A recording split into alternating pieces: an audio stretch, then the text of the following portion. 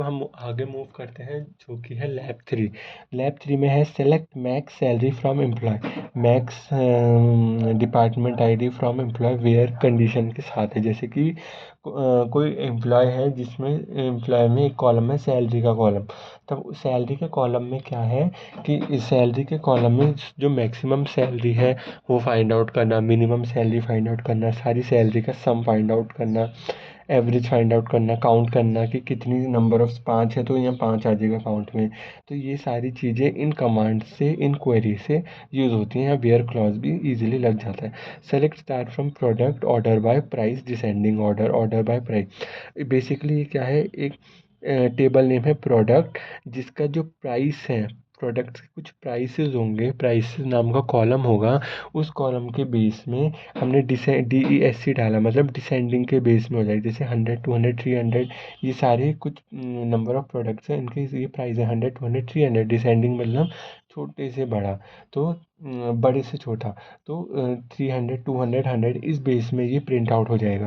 अब select star from product order by price. Order by price अगर हम normal लिखेंगे तो बेसिकली असेंडिंग ऑर्डर में प्रिंट आउट होना शुरू हो जाएगा, जैसे 100, 200 एंड 300। आगे आते हैं select from customer order by price and name. Basically यहाँ कुछ दे नहीं रखा तो असेंडिंग के बेस में ही ये प्रिंट आउट होगा। इसमें हमने 2 कॉलम दिए, प्राइस और नेम।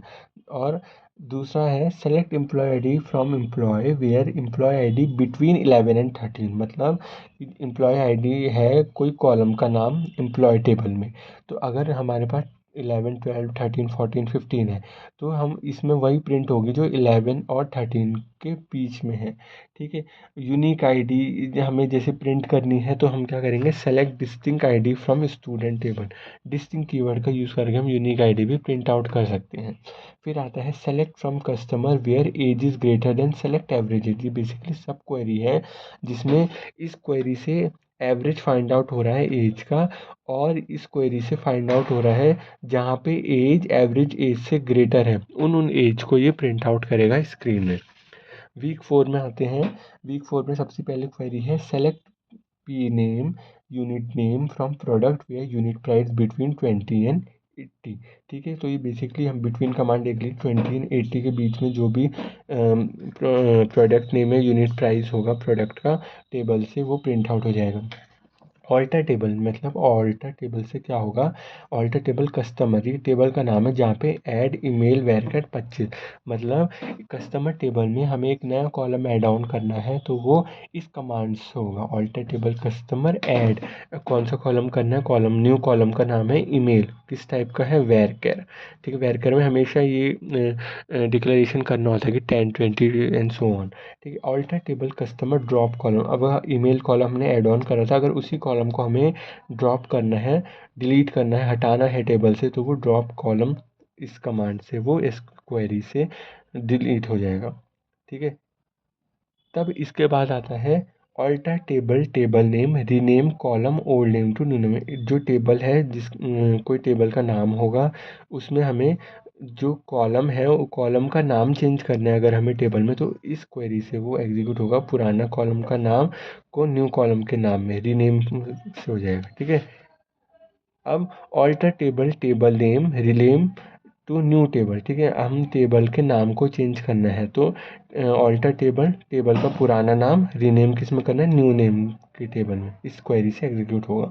फिर आता है alter table student modify course varchar. एक कोर्स नाम का कॉलम है, उसका हमें टाइप जो है वेरकेर है, वेरकेर में चेंज करना है। सपोज कैर में होगा, उसका हमें टाइप चेंज करना है तो मॉडिफाई क्वेरी, इस क्वेरी से वो चेंज होगा। Alter table person add primary, किसी कॉलम में किसी एट्रीब्यूट को हमें प्राइमरी की बनाना है तो ऐड से प्राइमरी की, सपोज आईडी को हमें प्राइमरी की बनाना तो इस क्वेरी से वो प्राइमरी की में सेट हो जाएगा। Select from ship order by customer limit, इसमें हमें second maximum and third maximum या मिनिमम वगैरह फाइंड करने में यूज़ होता है।